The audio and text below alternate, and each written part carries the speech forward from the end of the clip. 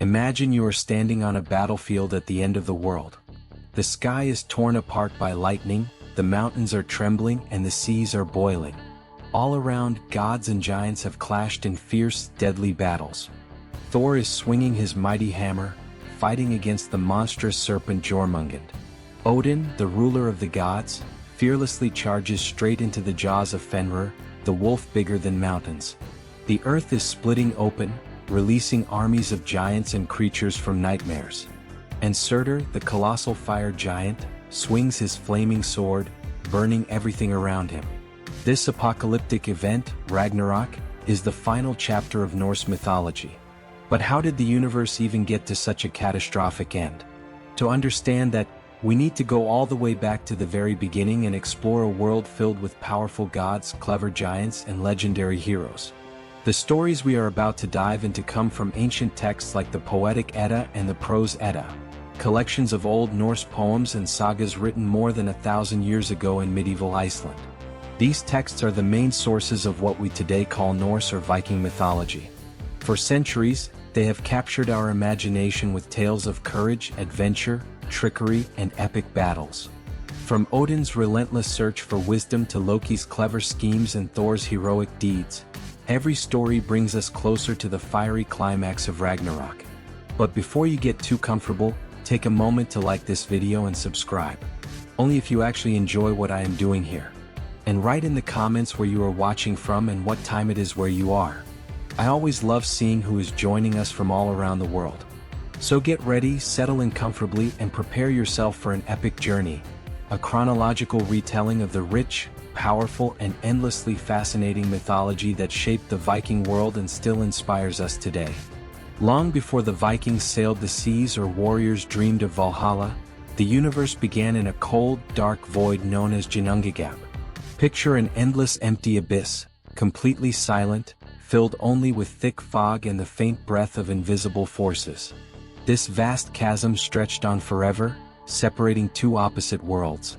In the north lay Niflheim, the realm of icy darkness, and in the south burned Muspelheim, the land of fire. From Niflheim flowed rivers of ice and frost that constantly moved, forming glaciers and frozen lakes. It was a place of eternal cold and darkness so piercing that even your breath would freeze instantly. Meanwhile, from Muspelheim rose uncontrollable flames and intense heat. It glowed with lava, ash, and roaring fire, ruled by the giant fire titan Surtur, who guarded his realm with a flaming sword brighter than the sun. Where these two worlds met inside Ginnungagap, something extraordinary happened. The fire from Muspelheim began to melt part of the ice from Niflheim, and from this melting ice, life emerged in its primal form, a giant named Ymir. Ymir was no ordinary giant. He was enormous, bigger than mountains, a being of incredible strength. But Ymir was not alone. From the same ice appeared a mysterious creature, the great cow Odumla. She was just as important as Ymir. She fed by licking the ice and provided life-giving milk to Ymir. Every day Ymir drank her milk, growing even bigger and stronger, and he gave birth to the first race of giants, the Jotnar, who would later populate this primal world. Meanwhile, Odumla continued licking the icy walls of Ginnungagap, slowly revealing what was hidden beneath the thick layers of ice. Day after day, her warm tongue melted the frost, gradually uncovering a figure that had been trapped in the cold. First came the hair, then the face, and finally the entire silhouette, the mighty Buri, the first god. Buri was strong and wise, a deity born from the ice itself. Later he had a son named Bor, who married Bestla, a giantess from the lineage that came from Ymir. From their union came three extraordinary sons: Odin, Vili, and Ve, the first generation of gods known as the Aesir. Odin, the eldest, possessed unmatched wisdom and cunning. Vili and Ve stood beside him, fierce and determined, ready to shape the universe itself. But the brothers quickly realized that their world was chaotic and overcrowded under the rule of the giant Ymir and his descendants. To bring order to this chaos, Odin, Vili, and Ve made a fateful decision. They would kill the giant Ymir. Together they attacked the sleeping giant, and a furious battle erupted that shook Ginnungagap itself. Ymir fought back wildly. His strength was unmatched, but in the end the gods prevailed. The giant's enormous body fell lifeless and still. From Ymir's body, the brothers began their grand work of creating a new world. They dragged his massive corpse into the void and used every part of him for their creation. From Ymir's flesh the gods created the earth, which they named Midgard, the world that would later become the home of humans. From his blood came the oceans, lakes, and rivers. His bones became mountains and cliffs, and his teeth turned into sharp rocks scattered across the land.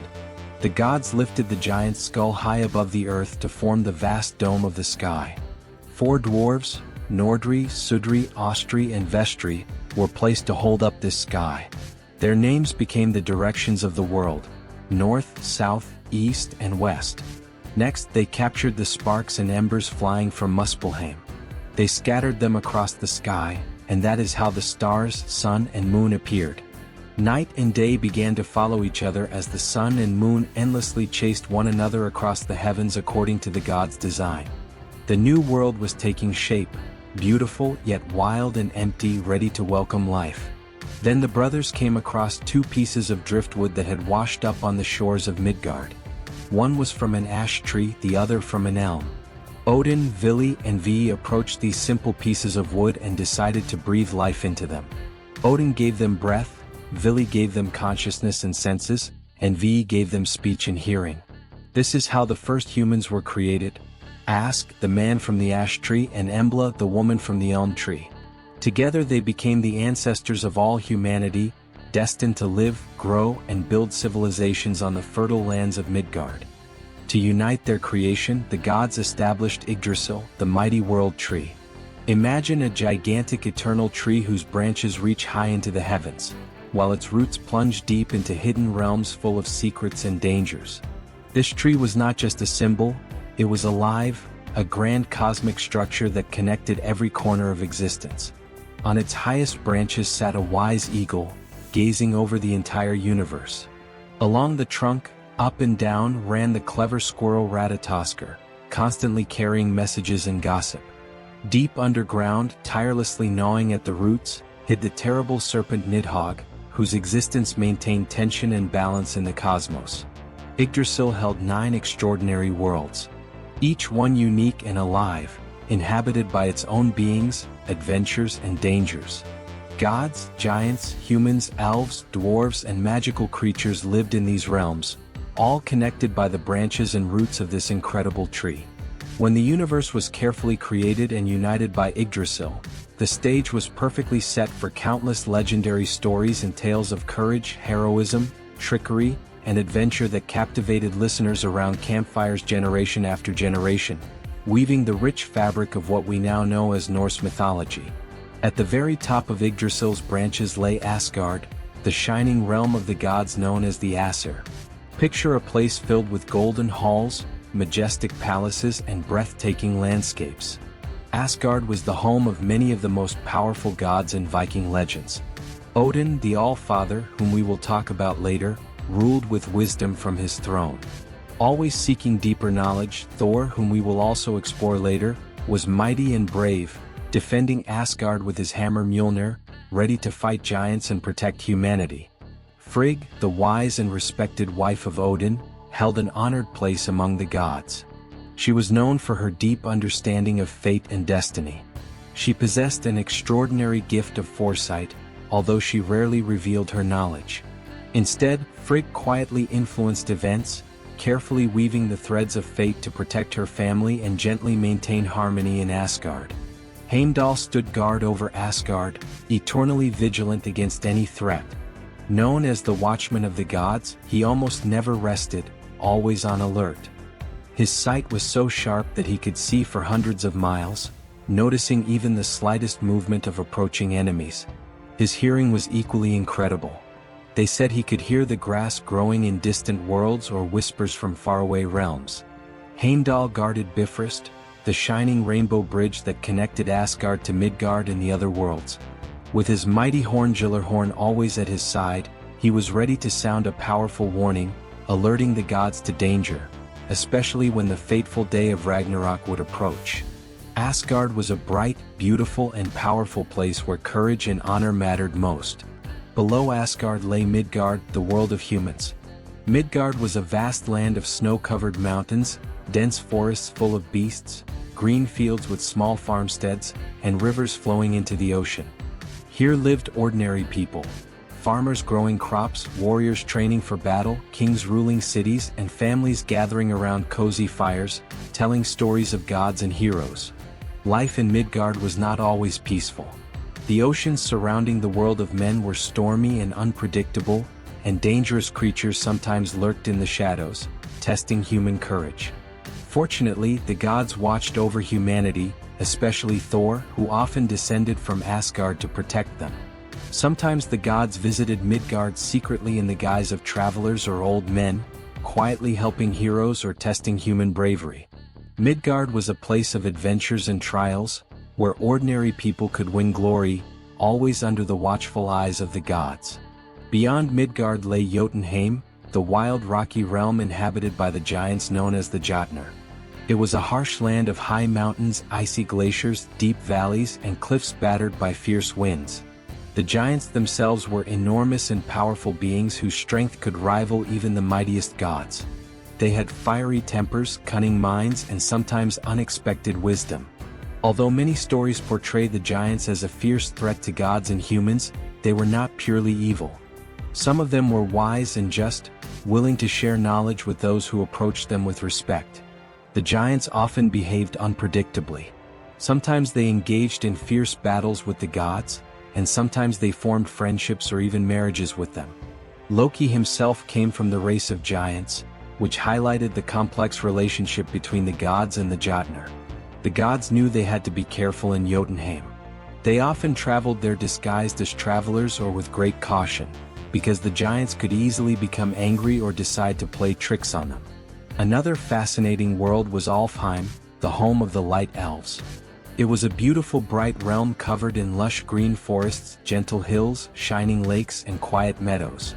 They said the sky here always had a soft golden glow, bathing everything in warm, bright light. The elves who lived there were graceful and magical beings, tall, slender, with gentle eyes and movements as smooth as water. The Light Elves were famous for their magic, especially their ability to heal, grow plants, and create objects of incredible beauty.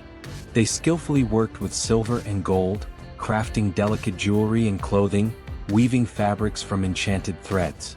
Although the elves possessed great power, they rarely interfered in conflicts. They preferred a quiet life, caring for nature and filling the world with harmony. The god Freyr, patron of peace and abundance, ruled Alfheim, which emphasized his calm and benevolent nature. Thanks to Freyr's influence, Alfheim remained one of the most peaceful and harmonious realms, sharply contrasting with the harsh lands like Jotunheim. It was a place of peace, beauty, and quiet magic, where life flowed gently and the elves maintained order in their world. The opposite of Alfheim, deep underground, was the dark world of Svartalfheim, also known as Nidavellir, the homeland of the dwarves. Unlike the elves, the dwarves were not known for beauty or grace. Instead, they were stocky, strong, and extraordinarily skilled craftsmen, famous throughout the 9 worlds for their ability to work with metals and precious gems. Svartalfheim itself was a dark realm of vast networks of caves, tunnels, and underground halls. Everywhere echoed the steady clang of hammers striking metal, the roar of forges, and the tireless work of the dwarves. Underground forges blazed with the heat of molten metal, illuminating stone walls and layers of gemstones in the rock. The dwarves of Svartalfheim were true masters of their craft. They could create powerful magical items that existed nowhere else in the Norse cosmos. Among their legendary creations were Thor's mighty hammer Mjolnir, which always returned to his hand, Odin's unbreakable spear Gungnir, and even the enchanted golden hair made to replace the beautiful locks that Loki had once cut from Thor's wife Sif. Every dwarf took great pride in his work and jealously guarded the secrets of his craft. They often traded with the gods and occasionally visited other worlds, but they loved their own hidden realm far from daylight and prying eyes the most. The dwarves had a reputation as skilled negotiators who demanded fair payment for their incredible work.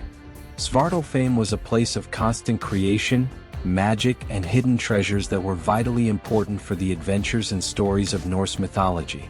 Next was Vanaheim, a peaceful and fertile realm ruled by the Vanir gods. Vanaheim was known as a beautiful place rich in nature, filled with green forests, wide meadow plains, clear rivers, and fields blooming with colorful flowers. Unlike the warlike gods of Asgard, the Vanir were peaceful, focused on fertility, nature, and magical practices that kept their land flourishing and harmonious. Among the Vanir gods were some of the most beloved characters in Norse legends. Freya, the goddess of love, beauty, and powerful magic, lived here. She was revered for her ability to see the future, for her magical skills, and for her unmatched beauty. Her brother Freyr was the god of fertility and abundance, helping crops grow and ensuring the land's wealth. Vanaheim itself was a place of eternal summer, filled with growth and life. Fruits and vegetables grew effortlessly, wild nature thrived, and animals peacefully wandered its lands.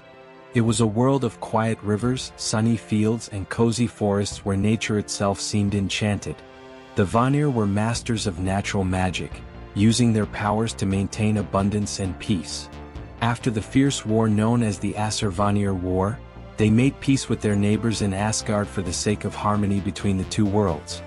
Deep beneath the surface of the world lay Helheim, the shadowy and mysterious afterlife ruled by Hel, the enigmatic daughter of Loki. Unlike the bright halls of Valhalla or the peaceful fields of Folkvanger, Helheim was a place shrouded in darkness, mist, and stillness. It was not a realm of punishment, but rather a quiet place where the souls of ordinary people went after death, especially those who did not die bravely in battle. Helheim was described as a cold and gloomy world of eternal twilight, where there was almost no warmth or color. Its landscape consisted of barren plains, cold rivers, and thick fog that never lifted, creating an atmosphere of calm but eerie silence. A great wall and gates guarded the entrance, preventing souls from returning. Inside, spirits quietly wandered, living a peaceful but dim existence of eternal quiet. The goddess Hel, who ruled this realm, was herself a striking figure. Half of her body was beautiful and alive, while the other half was pale, skeletal, and corpse-like. Despite her frightening appearance, Hel ruled her world calmly and strictly, maintaining order among the souls that lived there. She rarely showed emotion, watching over her quiet realm with calm authority. For the Vikings, Helheim was neither terrifying nor desirable. It was simply the world where ordinary people spent eternity, those who lived normal lives or died from illness or old age rather than in heroic battles. It was a quiet, though gloomy, existence, far from the endless feasts and battles of Valhalla or the peaceful bliss of Freya's Folkvanger. Helheim stood as a quiet reminder of the inevitable peaceful end that awaited most people, carefully guarded by Hel herself, the mistress of the silent dead. Finally, at the opposite ends of the Norse cosmos were two realms of extreme conditions, Niflheim and Muspelheim. Niflheim, located far to the north, was the land of eternal ice, piercing cold and thick fog. It was a world of snow-covered plains, massive glaciers, and howling icy winds, where the temperature never rose and nothing could grow. The landscape was harsh and lifeless, filled with icy rivers and endless blizzards. It was from these icy waters that the frozen rivers Ilivigar flowed, waters that later gave birth to the giant Ymir, the first being in Norse mythology. Thus, Niflheim played a key role in the earliest stages of world creation. On the opposite edge of the universe was Muspelheim, the realm of fire, heat, and molten rock. Muspelheim burned with constant flames and rivers of lava that never cooled. The air there was thick with smoke, sparks, and ash, making the place almost uninhabitable. Muspelheim was ruled by Surtur, the fearsome fire giant with a sword that burned brighter than the sun. Surtur strictly guarded his blazing realm, waiting for Ragnarok, the end of the world. According to prophecies, when Ragnarok begins, Surtur will march out of Muspelheim carrying flames that will burn and destroy everything. These two realms, despite their opposition, maintain balance in the universe. The icy cold of Niflheim and the blazing heat of Muspelheim existed in delicate balance, creating the conditions in which the other worlds could emerge between them. Their extremes were necessary for the formation of the cosmos. One brought creation, while the other was destined to bring destruction in the future. In these fascinating worlds lived the beloved gods, each with their unique character and role. Every realm and every being enriched the vast and dynamic universe, filled with adventures, dangers, and heroic deeds. The Norse cosmos was enormous yet interconnected, allowing gods, giants, dwarves, elves, and humans to interact and create countless legends that were retold around Viking campfires for generations. The 9 worlds created the perfect setting for stories of courage, magic, and adventure. Stories that continue to inspire the imagination long after the Vikings themselves passed into history. Long before Ragnarok was prophesied or the giants began to threaten the gods, a fierce rivalry was simmering in the divine worlds that would forever change Norse mythology. It was a conflict between 2 powerful clans of gods, the mighty Aesir, known for their courage and strength, and the mystical Vanir, famous for their fertility, magic, and deep connection with nature. In the high and majestic halls of Asgard, the Aesir were ruled by Odin the All-Father, who led this group of warlike gods who valued bravery, honor, and heroic deeds. Among his companions were powerful gods such as Thor, the god of thunder and protector of humanity, and Tyr, the brave god of war and justice. Tyr was honored for his courage and steadfastness, for his protection of law and order, as the embodiment of honor and bravery in battle. The Aesir enjoyed tales of battles, conquests, and great deeds, living by strength and courage, while their halls constantly echoed with stories of heroism. But beyond the shining towers of Asgard with their golden halls lay another divine realm, green and fertile Vanaheim. The Vanir gods who ruled this land possessed a completely different kind of power. They specialized in fertility, nature, magic, and prophecy. Unlike the warlike Aesir, the Vanir valued peace, prosperity, and the natural cycles of life. Among them were Njord, the lord of the seas and winds, and his twin children Freyr and Freya, who embodied beauty, fertility, abundance, and magical abilities. Freya was especially renowned for her incredible ability to shape fate and see the future, which caused both admiration and fear among the Aesir. At first, both groups lived separately, respecting each other's boundaries.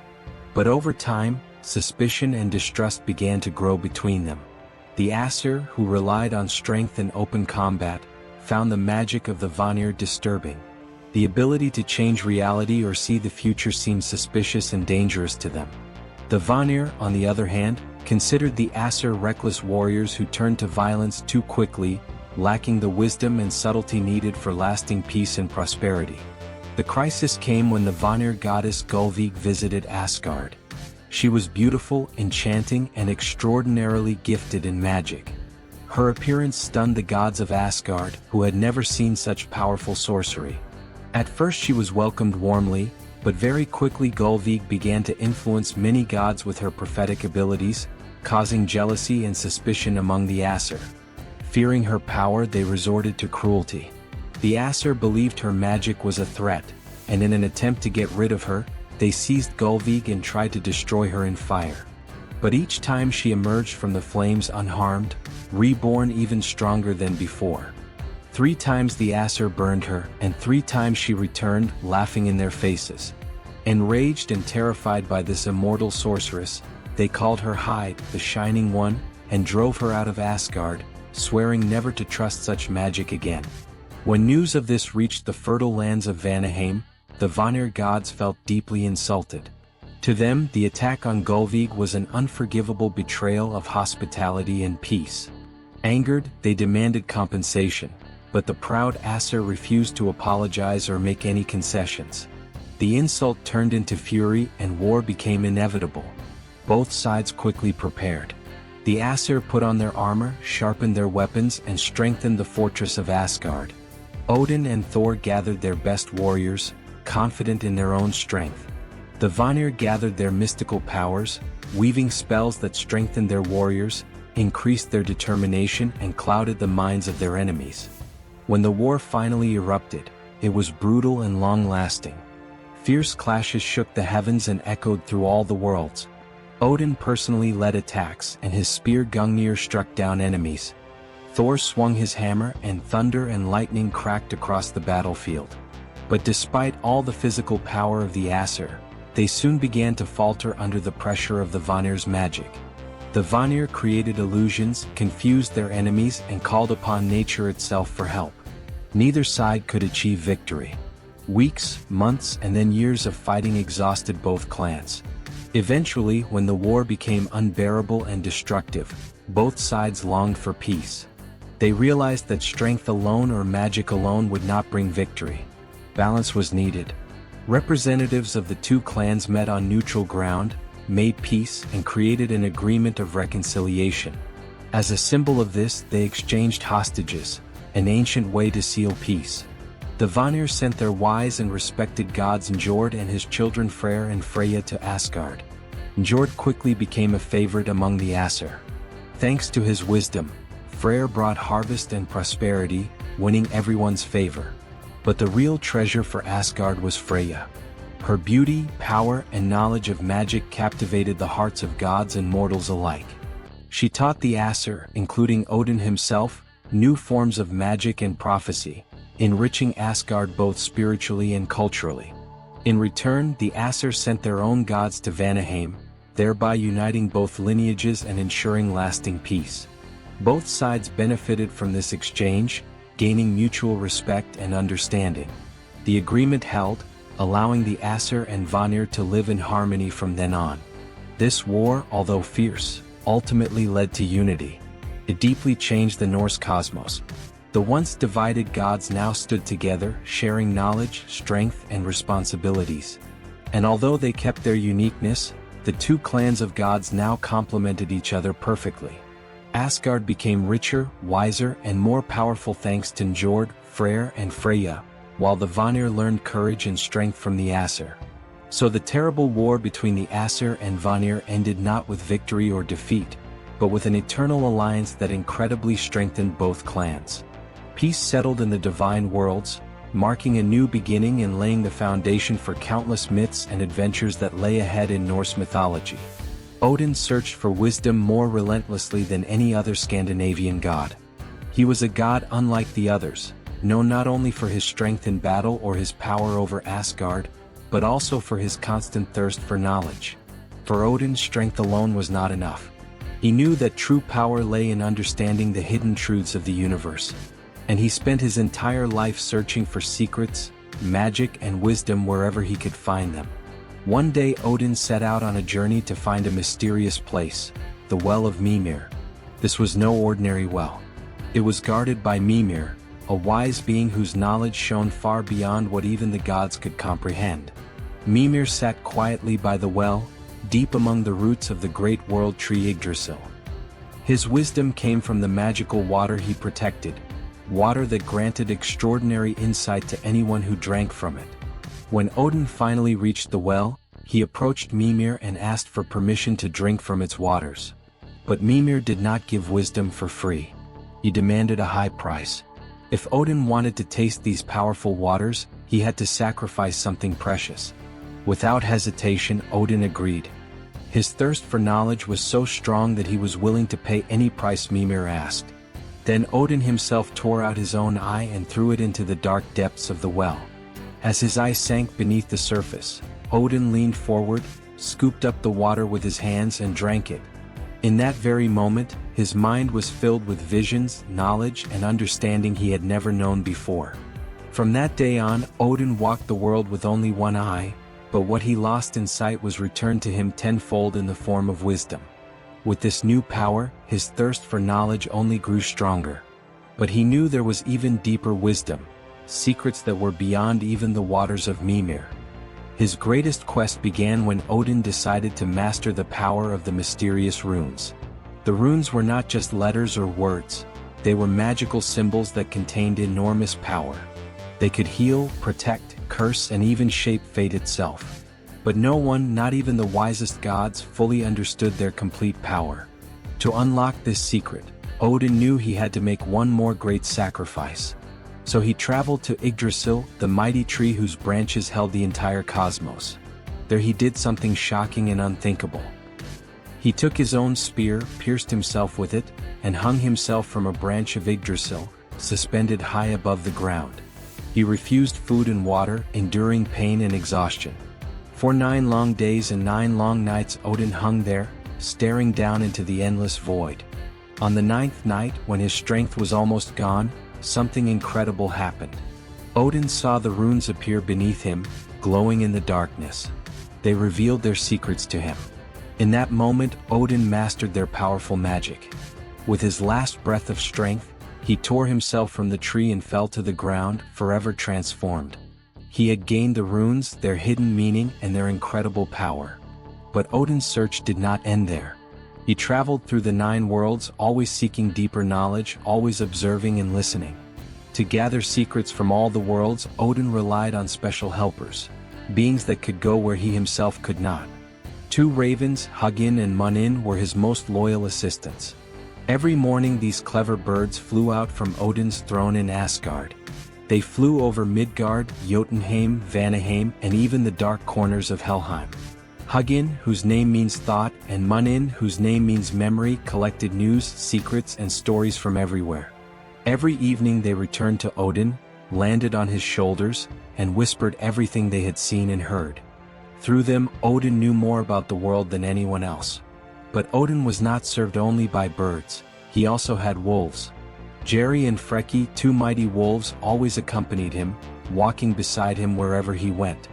Fierce and loyal, these wolves protected him, and in return he fed them from his own table in Valhalla, showing the deep bond between them.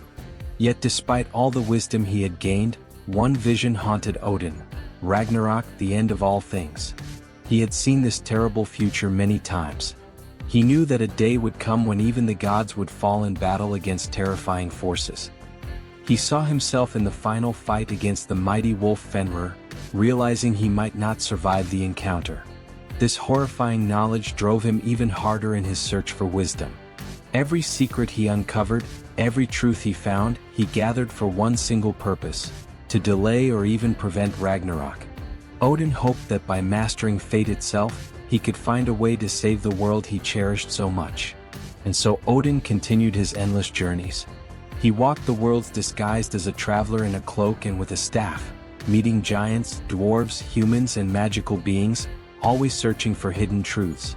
In Midgard, people sometimes met this mysterious wanderer, not knowing they were speaking with the Allfather himself. Odin listened carefully to their stories, studied their wisdom, and tested their courage. These journeys made him not only wise, but also extremely cunning. He learned to outsmart enemies with words, to create powerful spells with runes, and to protect Asgard and Midgard with wisdom. Even the other gods looked up to him, knowing that Odin's wisdom was their greatest defense against future threats. Burdened with the weight of knowledge, Odin never stopped. He never rested and never lost his vigilance. Driven by visions of Ragnarok and his desire to protect the worlds he loved, he moved forward, gathering knowledge and secrets like a warrior gathering armor. The search for wisdom shaped Odin into the greatest and most respected among the Scandinavian gods. Yet deep in his heart, Odin carried a quiet acceptance of his fate. He understood the cycles of creation and destruction of the world. He knew that Ragnarok might be inevitable. Still, he kept going, determined to arm himself and the other gods with all possible wisdom before the final battle. This was Odin, the one-eyed god of wisdom, magic, and strategy. With ravens on his shoulders, wolves by his side, and runes in his hands, he stood ready. No matter what future awaited him, he would meet it armed not only with weapons or strength, but with the greatest power of all, wisdom. If Odin was famous for his endless pursuit of wisdom, then Thor became famous for something simpler: strength. He was the strongest god in Asgard, powerful, fearless, and loyal to the very end.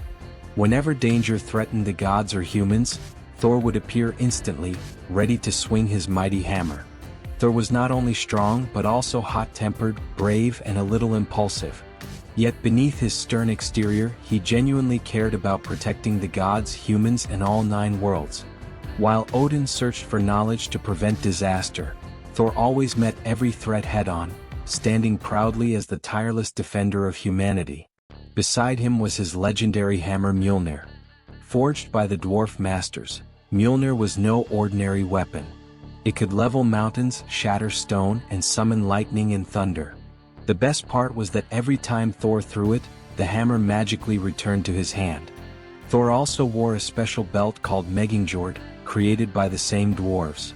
This belt doubled his already incredible strength, making Thor practically unbeatable in battle.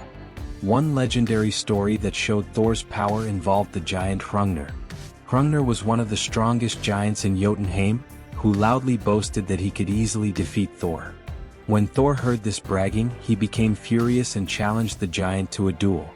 The gods invited Hrungnir to Asgard, but they quickly regretted their hospitality because the giant behaved rudely, drank excessively, and insulted the gods at every opportunity.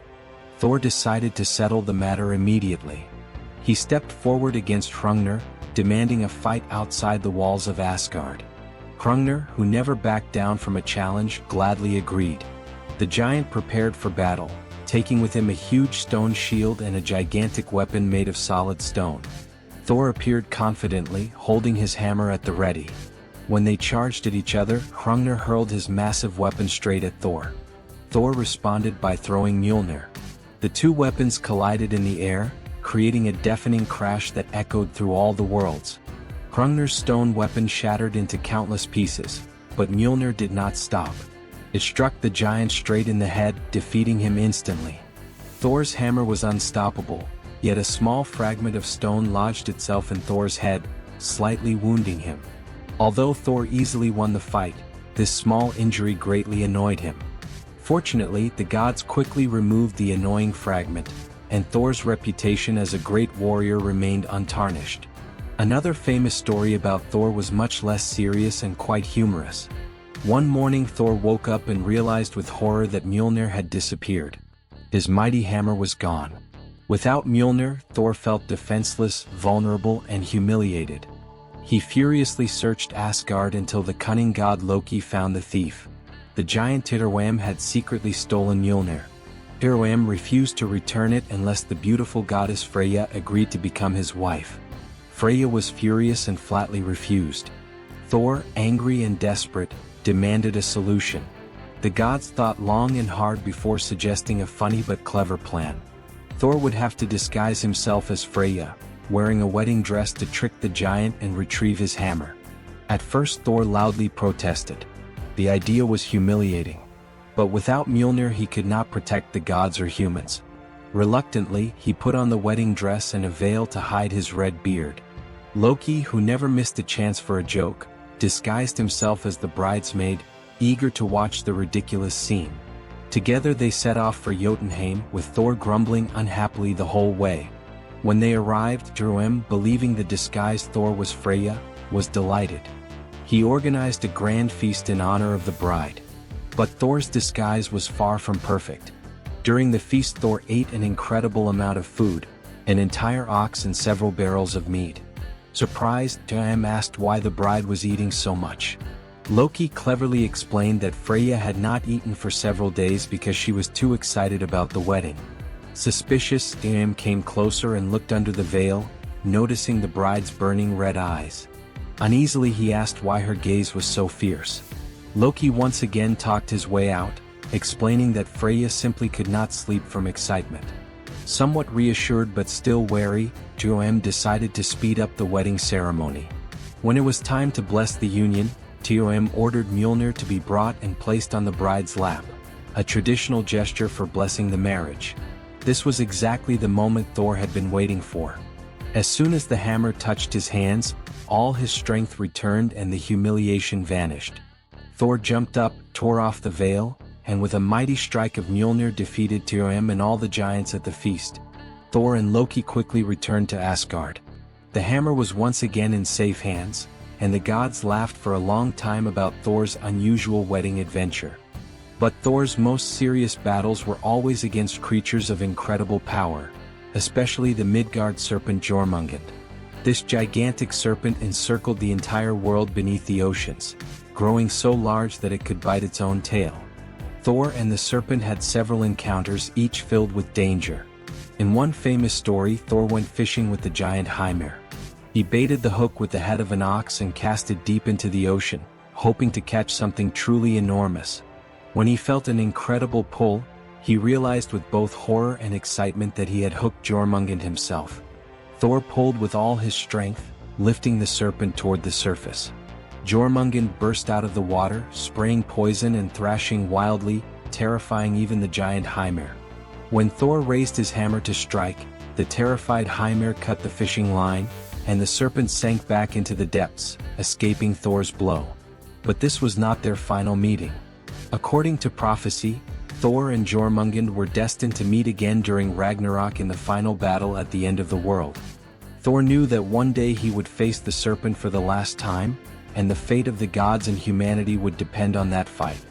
Thor's adventures revealed not only his strength, but also his courage, humor, and deep desire to protect the innocent. His hammer Mjolnir became a symbol of power and protection, representing not just physical strength, but also bravery and loyalty. Wherever danger appeared, Thor was always there ready to fight.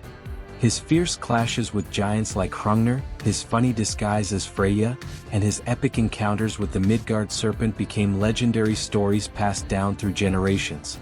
Thor's courage, strength, and devotion made him one of the most beloved characters in Norse mythology, always ready, always brave, and always defending the worlds he loved. In Norse mythology, the stories were not only about gods, giants, and monsters. They also told of outstanding human heroes whose lives combined courage, tragedy, and incredible adventures. Among these legendary figures, perhaps the most famous was Sigurd, known as the Dragon Slayer. His story captured the imagination of the Vikings and became one of their most beloved tales, told around warm campfires and under the starry sky. Sigurd was born into a world full of danger and fate. In his childhood, he was strong, brave, and determined, exactly as a legendary hero should be. Raised by a wise blacksmith named Regan, Sigurd was destined for greatness from the very beginning. Regan taught him courage in battle, wisdom in leadership, and prepared him for the legendary task of killing the fearsome dragon Fafnir. But Fafnir had not always been a dragon. Long ago, he was a dwarf who, together with his father and brother, owned a great treasure. However, this treasure was cursed. Overcome by greed and the dark magic of the curse, Fafnir killed his own father and transformed into a monstrous dragon. Jealously guarding the cursed gold deep inside a cave, this treasure, especially the magical golden ring Anvaranot, brought death to everyone who possessed it. Regan desired this treasure and cleverly convinced Sigurd to kill the dragon and bring him the gold. Sigurd, brave and hungry for glory, agreed without hesitation. First, he needed a sword strong enough to pierce the dragon's scales. He tested several swords, but each one shattered against stone. Finally, using the fragments of an ancient enchanted sword, Sigurd forged a blade so sharp and strong that it split the anvil as easily as cloth. Armed with his new sword Gram, Sigurd felt invincible. He carefully approached Fafnir's cave and hid in a ditch. When the enormous dragon crawled out, scraping the ground with its heavy scales and breathing fire, Sigurd remained calm and waited patiently. As the monster passed over him, Sigurd struck upward with his sword, piercing the dragon's heart. Mortally wounded, Fafnir fell and his roar shook the earth. Lying on the ground before death, the dragon warned Sigurd that the gold was cursed and would doom him just as it had doomed all previous owners. Ignoring Fafnir's final words, Sigurd entered the cave and found the enormous treasure. He took the golden ring, unaware that the curse had already begun to take effect. Sigurd roasted and ate the dragon's heart, accidentally gaining magical abilities, among them the power to understand the language of birds. The birds warned him about Regan's betrayal. The old mentor planned to kill him for the gold. Reacting instantly, Sigurd killed Regan and fled with the cursed treasure. Sigurd's adventures did not end with the slaying of the dragon. Soon he fell deeply in love with the beautiful Valkyrie Brynhild. Their love became tragic. Because of misunderstandings and deception caused by the cursed treasure, Sigurd, under the influence of spells and tricks, married another woman, Gudrun, breaking Brynhild's heart. Eventually, jealousy and betrayal led to Sigurd's death, fulfilling the terrible prophecy of the curse. The saga of Sigurd, filled with courage, tragedy, and doomed love, became a legend that taught, even the greatest heroes can be destroyed by fate and greed. Another hero well known among the Vikings was Ragnar Lodbrok, a figure in which reality and myth merged. Ragnar was a fearless warrior and legendary king, famous for his courage, cunning, and incredible adventures. Legends told how Ragnar fought armies, conquered kingdoms, and battled mythical creatures. One famous story described how he killed a huge serpent that guarded the princess Thora. Ragnar wore armor covered in tar and sand to protect himself from the serpent's venom, and this clever trick brought him fame across all Viking lands. Ragnar's fame was so great that it was often difficult to separate historical facts from fiction. But the Vikings admired him because he embodied true heroism, bravery, and the spirit of adventure. For the Vikings, heroes like Sigurd and Ragnar represented their core values: courage, honor, and fate. They had a very different attitude toward death. Dying in battle was considered the greatest honor. Warriors dreamed of glory, hoping to earn an eternal place among the gods in Valhalla, the greatest hall of heroes. Valhalla was not just a place. It was paradise for warriors ruled by Odin himself. Only the bravest entered, those who died honorably and honestly in battle. After death, the warrior spirit did not disappear. Valkyries, beautiful warrior maidens who flew on winged horses over battlefields, carried the fallen to Valhalla to join Odin's army, the Einherjar. In Valhalla they lived an extraordinary life. During the day the warriors fought each other, training endlessly and preparing for Ragnarok, the final battle at the end of the world. At night, their wounds healed and they feasted without end, enjoying the best food and drink, celebrating, singing, and remembering past deeds. It was an endless cycle of glorious battles and joyful celebrations, the highest reward for bravery. But Valhalla was not the only path after death. The Vikings also believed in Folkvangr, another magnificent afterlife realm ruled by the goddess Freyja. Folkvangr was a peaceful and beautiful world filled with fields, flowers, and golden halls. Like Valhalla, it welcomed brave warriors who died in battle. Freyja personally took half of all the fallen warriors to her realm. Here, the heroes lived forever in peace and harmony, far from the endless training of Valhalla. Freyja's world was equally honorable, but offered a quieter, gentler eternity. Not all Vikings could reach Valhalla or Folkvangr. Those who died a normal death, not on the battlefield, went to Helheim. It was ruled by Hel, the enigmatic daughter of Loki.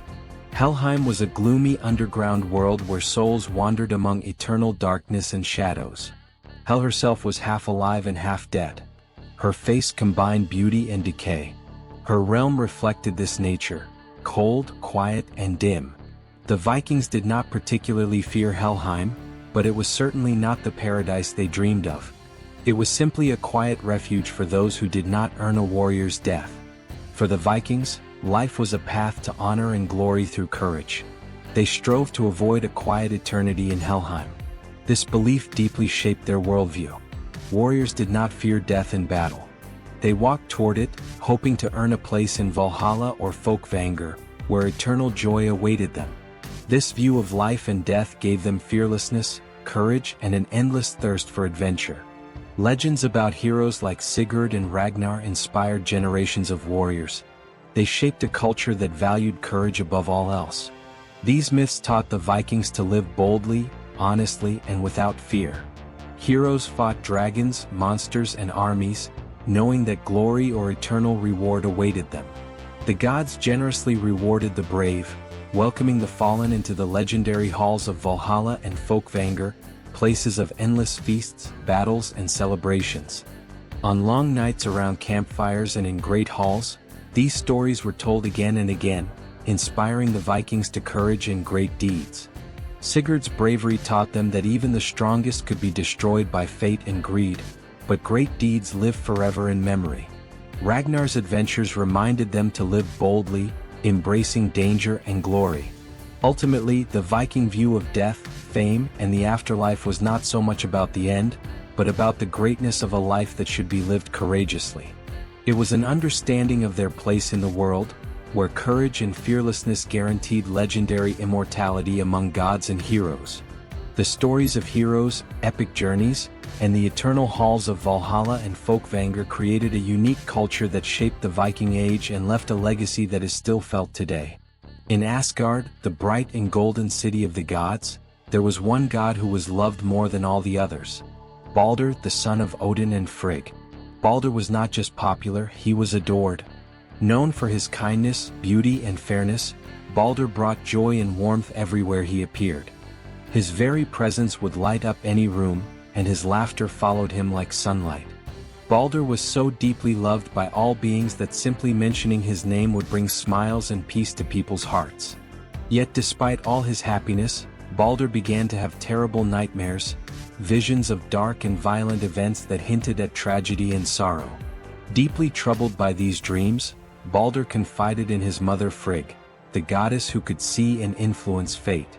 Frigg, filled with determination to protect her beloved son, set out on a journey through all 9 worlds.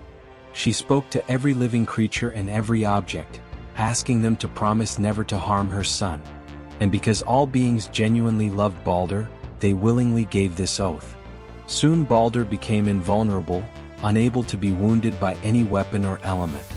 Even the sharpest blade would bounce harmlessly off his skin. Fire refused to burn him, water refused to drown him, and no illness could weaken him.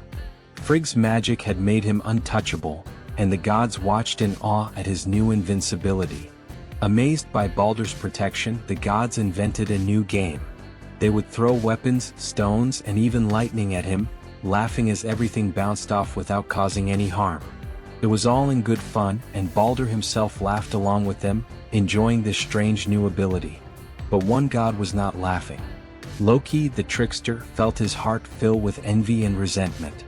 Watching the gods enjoy themselves, Loki felt an overwhelming desire to ruin their joy and turn happiness into tragedy. Loki disguised himself as an old woman and visited Frigg, pretending he was simply curious about the gods' new game. Frigg, filled with pride and relief, openly told him about her son's invulnerability. She explained how every creature and every object had promised never to harm Balder. But in her pride, she admitted one critical detail. There was one small plant she had overlooked: mistletoe. Frigg considered mistletoe so weak and harmless that she had not bothered to ask it for the oath. Hearing this, Loki's eyes flashed with dark delight. He saw the perfect opportunity for mischief. Without wasting time, Loki gathered mistletoe and fashioned it into a small, sharp dart. Then he returned to where the gods were still throwing things at Balder and approached Hod, Balder's blind brother, who stood aside, sad that he could not join the game. Loki quietly whispered to him and offered to help him take part in the fun. Hod, filled with gratitude and suspecting nothing, agreed. Loki placed the mistletoe dart in Hod's hand and guided his throw toward Balder. The dart flew silently and struck Balder in the chest, killing him instantly. A deep silence fell over Asgard. Balder, the beloved of all, fell lifeless. His bright eyes closed forever. The gods, who had been laughing just moments before, now stood stunned and empty. Joy instantly turned into despair as they realized Balder was truly dead. Odin was overcome with unspeakable grief.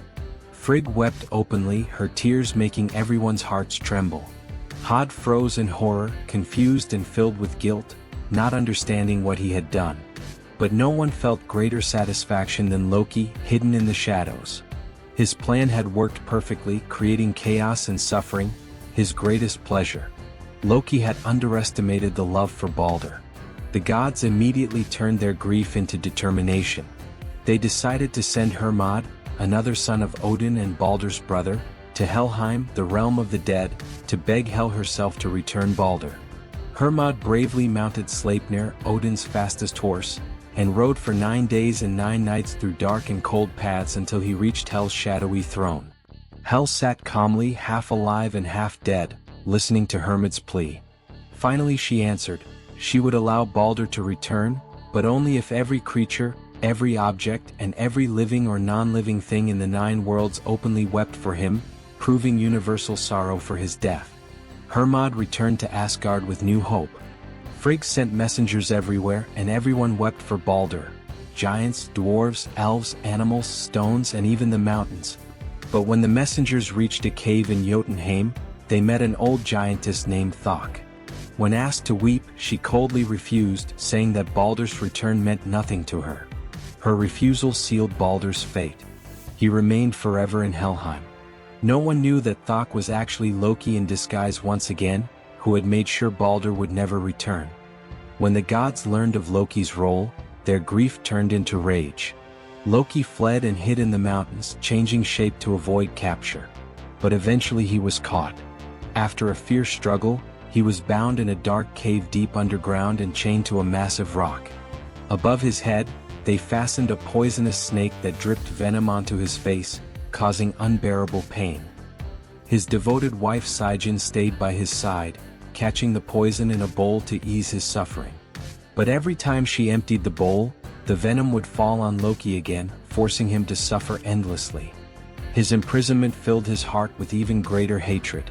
In his torment, he swore that when Ragnarok came, he would break free and bring chaos and revenge upon the gods. Meanwhile, tension in the worlds was growing. Baldur's death shattered the peace and harmony among the gods and became a clear sign that Ragnarok was approaching. Without Baldur's light, Asgard sank into anxiety. The gods stopped trusting one another, fearing new betrayals. Baldur's death became a turning point that transformed Asgard from a bright and joyful place into a realm of sorrow and anticipation of the end. The prophecies grew darker and darker. Odin desperately searched for knowledge, hoping to find a way to avoid or survive Ragnarok. Thor trained and prepared for battle against the monsters, including the Midgard serpent. And Loki, suffering under the snake's venom, waited confidently, knowing his time would come.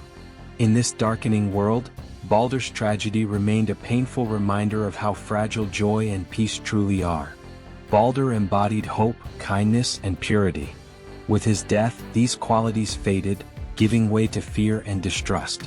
Yet despite everything, the gods refused to give up.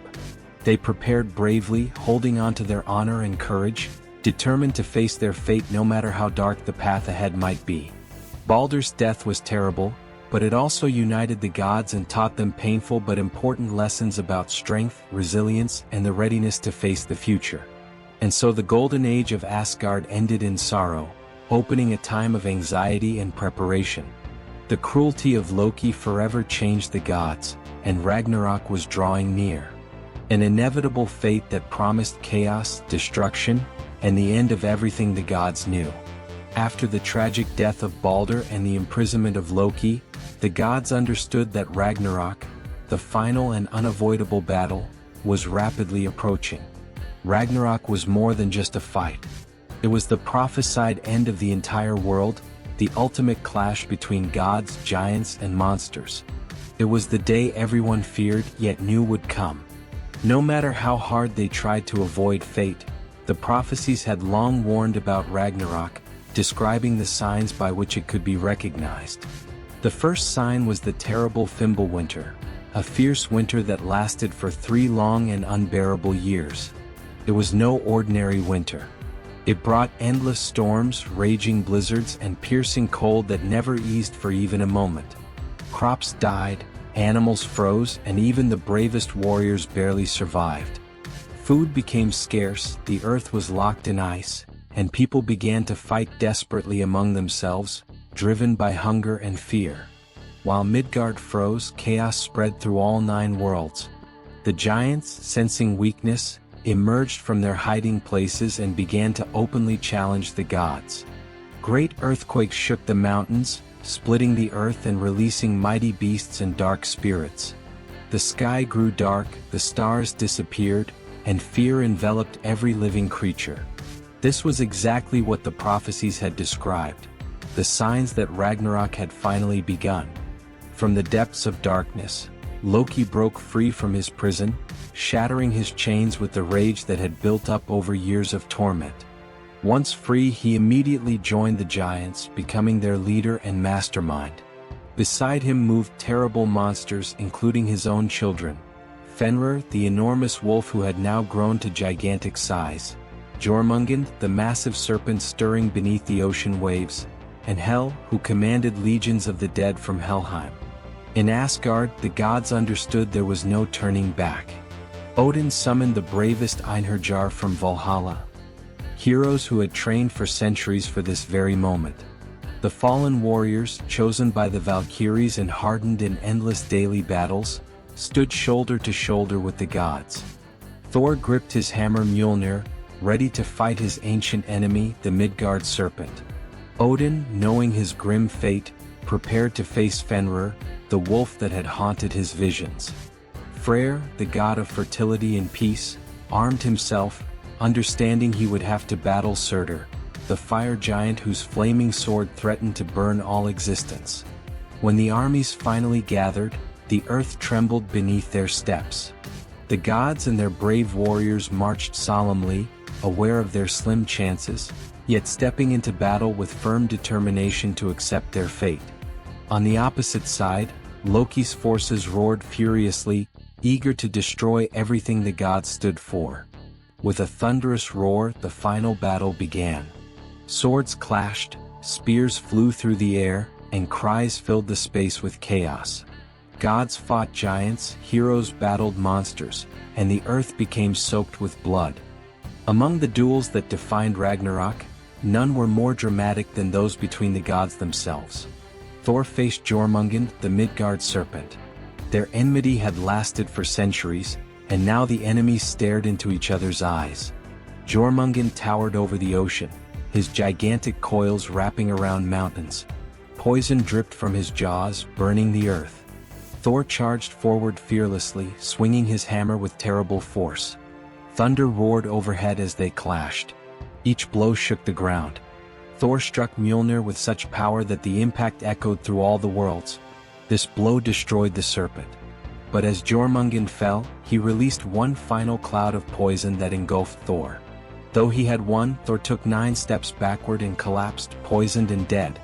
In another place, Odin faced Fenrir, the enormous wolf whose jaws could swallow the sky itself. Odin fought bravely. His spear Gungnir shone in the darkness, but Fenrir was too strong. With one terrible bite, the wolf swallowed Odin, consuming the Allfather. Seeing Odin's death, the gods momentarily lost hope, until his son Vidar stepped forward, filled with determination to avenge his father. Vidar was a silent god, a symbol of quiet strength and unyielding courage. He wore a special shoe made from scraps of leather that people had saved for generations, making it incredibly strong. Using this advantage, Vidar placed his foot on Fenrir's lower jaw, grabbed the upper jaw with his hands, and with enormous effort tore the wolf apart, ending his threat. On another part of the battlefield, Freyr fought bravely against Surtur, the fire giant whose sword could reduce everything to ashes.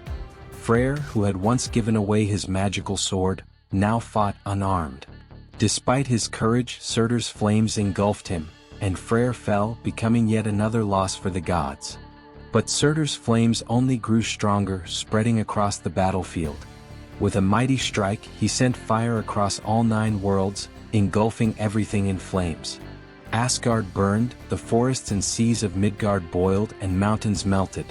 Loki, fighting Heimdall in a fierce personal duel, managed to deliver a mortal blow to him. But Heimdall also struck a fatal blow to Loki, ending his rage forever. The last warriors continued to fight even as the flames consumed everything around them. Giants, gods, and heroes fell one after another. Their voices were lost in fire and destruction. Soon no one remained, only silence. The flames devoured the world, turning everything to ash. The oceans rose, flooding the mountains, extinguishing the flames, and drowning the ruins of everything that had existed. Eventually, Surtur's fire died out, leaving only darkness. The world lay motionless beneath an endless ocean. There were no more battles, no gods, no giants, no monsters, only peace and darkness. Ragnarok had come, just as it had been foretold, destroying everything in the final clash. But this was not only an end, it was also a beginning. Beneath the deep waters, new life quietly stirred, waiting for the right moment. Ragnarok had destroyed the world, but it had also cleansed it, giving the chance for something new to be born from the ruins. The gods, giants, and monsters had vanished, but in their place rose a new hope, a quiet possibility hidden in the darkness.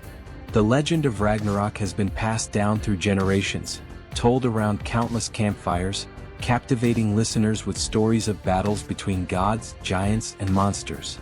It reminded them that even the strongest cannot escape fate. The gods knew their end, yet they still faced their enemies with courage. Thor battled the serpent Jormungand, and Odin confronted the wolf Fenrir in the final fight.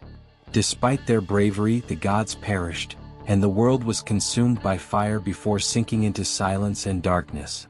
Although Ragnarok brought the end of the ancient world of gods, giants, and heroes, the stories of Norse mythology did not disappear into silence. On the contrary, these incredible tales continue to echo through time, shaping cultures, inspiring new stories, and captivating the imagination long after the last Viking ships had ceased their voyages across the seas. The myths of the North left a profound legacy, influencing literature, cinema, video games, and even comics. Think of how these ancient stories live on today. The mighty god of thunder Thor still swings his enormous hammer not only in old sagas but also on the big screen in blockbuster movies. Loki, the cunning trickster, continues his schemes in popular series, comics, and novels, captivating new generations with his complex and fascinating character. Odin, the wise and powerful, often appears as a mysterious mentor to heroes in countless fantasy stories. Even Ragnarok itself has become a popular theme, appearing in books, games, and films as the ultimate confrontation between good and evil. In modern literature, writers still draw generously from Viking stories, captivated by their vivid characters, thrilling adventures, and dramatic battles. Famous authors like J.R.R. Tolkien relied heavily on Norse myths when creating their fantasy worlds, inspired by magical rings, dragons, dwarves, and heroic quests. The adventures of Sigurd and his cursed golden ring directly influenced The Lord of the Rings, clearly showing how deeply Viking tales have shaped modern storytelling. Video games also enthusiastically turned to Viking themes. Popular titles such as God of War, Assassin's Creed Valhalla, and Skyrim immerse players in Norse stories, allowing them to explore Viking worlds, fight legendary creatures, and interact with gods like Thor, Odin, and Freya. These games have introduced millions of people to the myths of the North, breathing new life into ancient stories and giving them modern dynamics. Even in everyday language, traces of Norse mythology still remain. The names of the days of the week, for example, Thursday comes directly from these ancient tales. It is Thor's Day, quietly reminding us of Viking legends every week. What makes Norse mythology truly special is its ability to captivate the imagination again and again. These stories remind us of courage, honor, and adventure, values that still deeply resonate. Viking tales celebrate heroism, cleverness, and bravery, showing that even gods have flaws, monsters have their reasons, and heroes sometimes suffer defeat. This honesty makes the myths relatable and captivating, passed down from generation to generation. And so, around modern campfires or in cozy living rooms, these ancient Viking myths continue to live on, told with excitement and fascination. The flames of Ragnarok died out long ago, but the legacy of the Vikings, gods like Odin and Thor, heroes like Sigurd and Ragnar, and the unforgettable trickster Loki continues to live, ensuring that their adventures will inspire us in future generations.